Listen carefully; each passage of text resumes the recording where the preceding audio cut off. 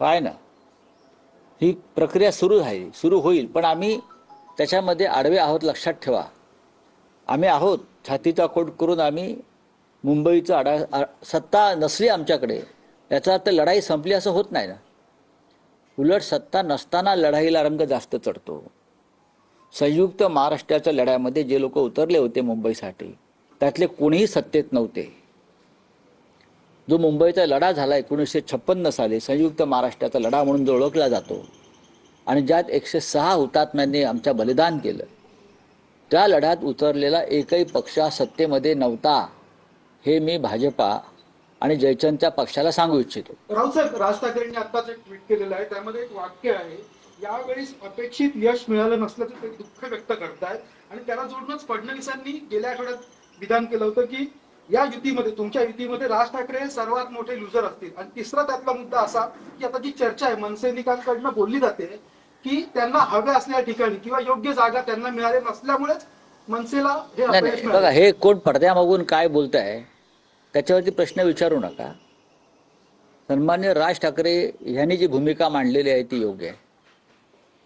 एका पराभवानं मुळात हा पराभव मानत नाही.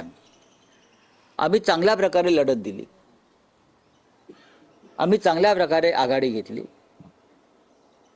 महाराष्ट्र नवनिर्माण सेनेला अजून 10 ते 12 जागा मिळणं अपेक्षित होतं, पण त्यांचे सुद्धा अनेक उमेदवार महाराष्ट्र नवनिर्माण सेनेचे हे थोड्या थोड्या फरकानं पडलेले आहेत. आता जसं मुलुंडला सत्यवान दळवी यांचा विजय जाहीर केला आणि त्यांनी विजय मिरवणूक काढली. खरं म्हणजे त्यांनी तिकडे थांबायला हवं होतं काही काळ, असं आता मी चर्चा केली. कारण रिकाउंटिंगची व्यवस्था होती पण ती करू शकले नाहीत. त्यानंतर या भांडुपलाच पश्चिमेला मोहन चिरात म्हणून एक उमेदवार आहेत, ते सुद्धा अल्पशा मतानं पडलेले आहेत.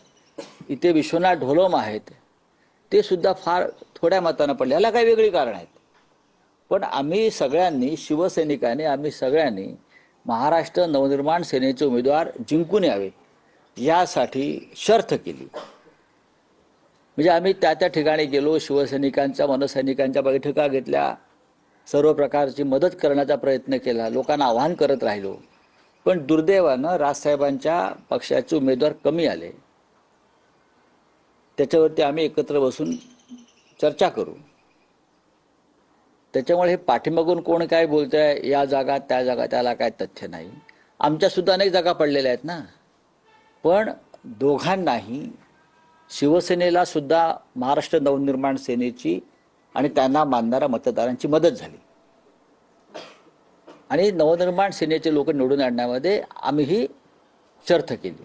एक आरोप असा केला जातो की विश्लेषण असं केलं, आरोप बिरोप बोलू नका. आरोप काय? ठाकरे युतीमध्ये फायदा सर्वाधिक हा उद्धव ठाकरेंना झाला, राज ठाकरेंना तेवढा फायदा. एक लक्षात घ्या की शिवसेना फडणवीस म्हणतात ते भांडणं लावतात. शिवसेना हा मुंबईतला मूळ पक्ष आहे, तुम्ही विसरताय. शिवसेना हा मुंबईतला मूळ पक्ष आहे. शिवसेनेची ताकदच आधीच्या महापालिकेत 84 जागांची होती. आम्ही 15 ते 20 कमी झालो. आम्ही सुद्धा कमी झालेलो आहोत. काही कारणं असतात ते सोडून द्या. राजसाहेबांनी च्या पक्षाला 6 जागा मिळाल्यात.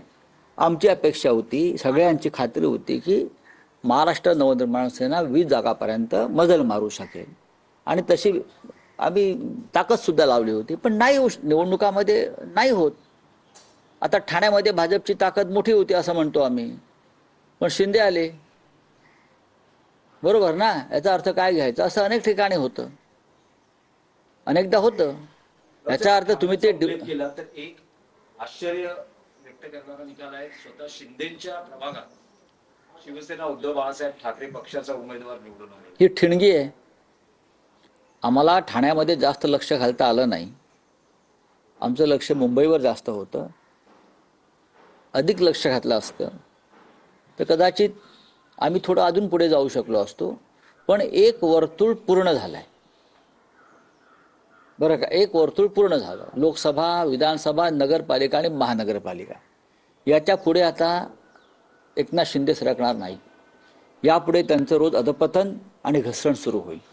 ताकद वाढताना पाहायला मिळते. जवळपास 100हून अधिक जागा या नाही, एमआयएमला एमआयएमचं एक वेगळं राजकारण आहे, त्याच्यावर भविष्यात बोलू आम्ही.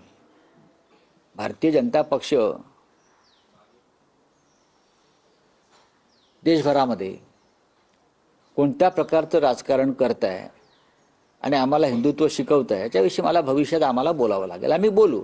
पण एमआयएमची ताकद जर वाढली असेल तर लोकशाही मार्गाने जिंकून आलेले लोक आहेत ते.